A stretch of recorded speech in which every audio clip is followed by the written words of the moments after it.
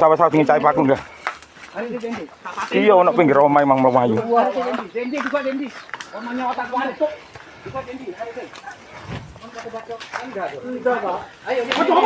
Enggak, delok sing ndi sor ngasih ilmu enggak?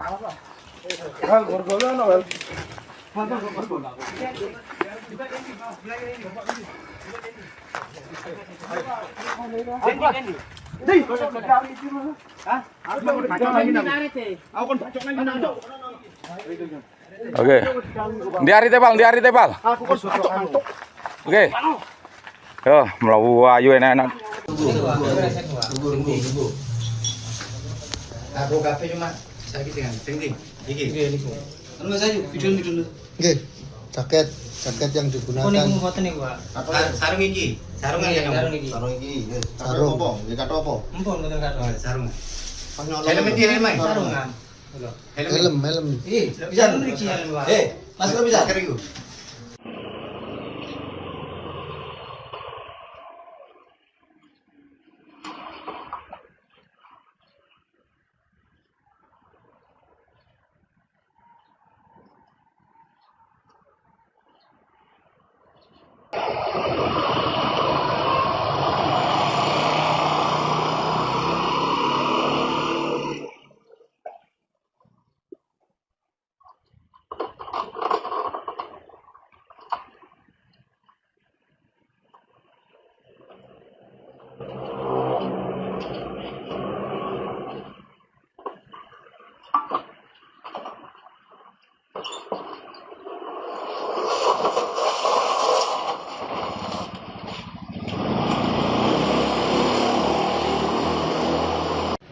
Sejahtera, selamat sore teman-teman dari media akan melaksanakan rilis kedua tindak pidana yang terjadi di wilayah hukum. Yang pertama adalah penguatan di Kelurahan Desa Belandongan, Kecamatan Bugul Kidul, Kota Pasuruan. Dasarnya adalah laporan polisi 2026 SPKT Polres.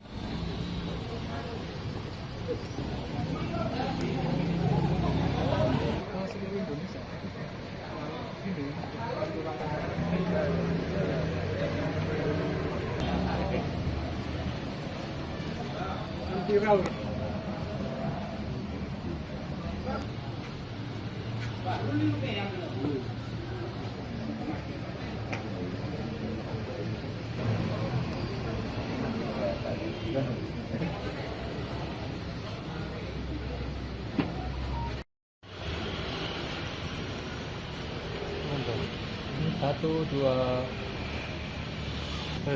ya. Peran TSKAR sebagai pelaku yang menunggu di sepeda motor dan mengawasi sekitar. Sedangkan tersangka HL selaku eksekutor pencurian. Selanjutnya AR mendapatkan upah atau komisi sebesar 1.700.000 dari HL atas hasil penjualan sepeda motor curian tersebut. Saat dilakukan penangkapan, tersangka berusaha melarikan diri namun berhasil diamankan. Hasil interogasi dari tersangka AR, kemudian pengembangan, diketahuilah posisi dari tersangka HL yang kemudian juga dilakukan penangkapan. Setelah dilakukan pengembangan terhadap dua pelaku, tim Resmob menemukan dihubungi oleh Kepala Desa Klarong, Kecamatan Wonorejo, terkait adanya temuan sepeda motor yang tidak ada plat nomor berada di pekarangan warga. Selanjutnya tim mendatangi lokasi dan melakukan pengecekan dan pencocokan data, dan benar-benar nomor-nomor tersebut cocok atau identik dengan sepeda motor pelapor yang hilang. Kemudian petugas membawa motor tersebut ke Mako Polres Pasuruan Kota. Nah, jadi Pak, sore hari ini kami dari pihak Polres sempat hilang selama berapa hari itu? 6 hari sempat hilang. Dari pihak Bapak ini melaporkan ke Polres. Bahagia, akhirnya bisa mengantar istri sehari-hari, periksa ke bidan, Sudah berapa hari hilang gitu? 6 hari. 6 hari terus ketemu ya. Ya. Ini sepeda satu-satunya di rumah. Ya. 8.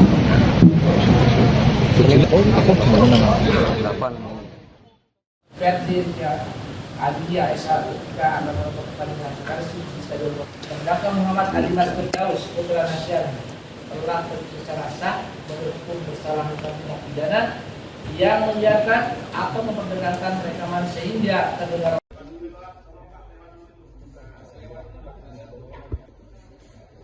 Ada kursi duduk.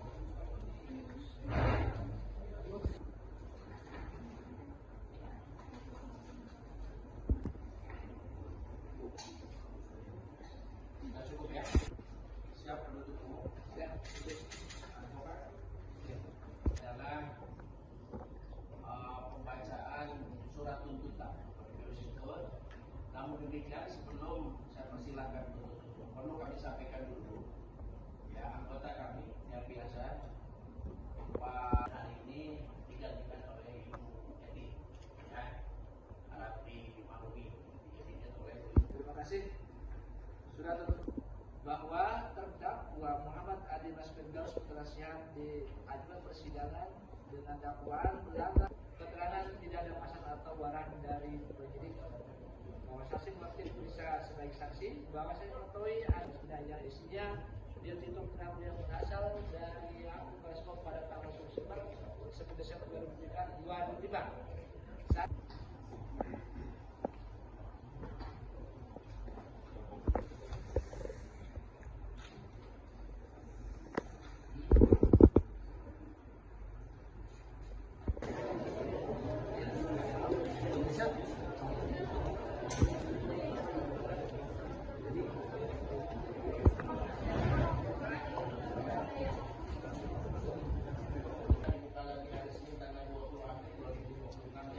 Pagi. Penuntut umum diperintahkan agar menghadirkan terdakwa pada hari sidang tersebut. Demikian, terima kasih, sidang ditutup.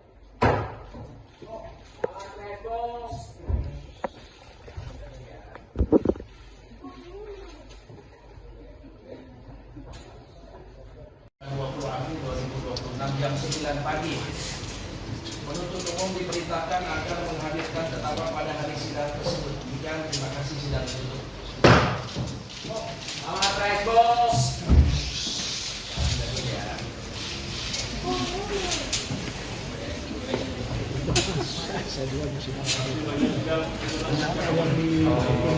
Jadinya gini, tadi tuntutan itu kita diberikan pasal 243 sesuai dengan dakwaan ya.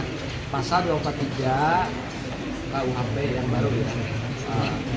Kemudian untuk pidananya kita tutup 2 tahun 4 bulan, ini 2 tahun setengah. Sebenarnya untuk barang bukti ada memang yang digunakan untuk kejahatan dirampas.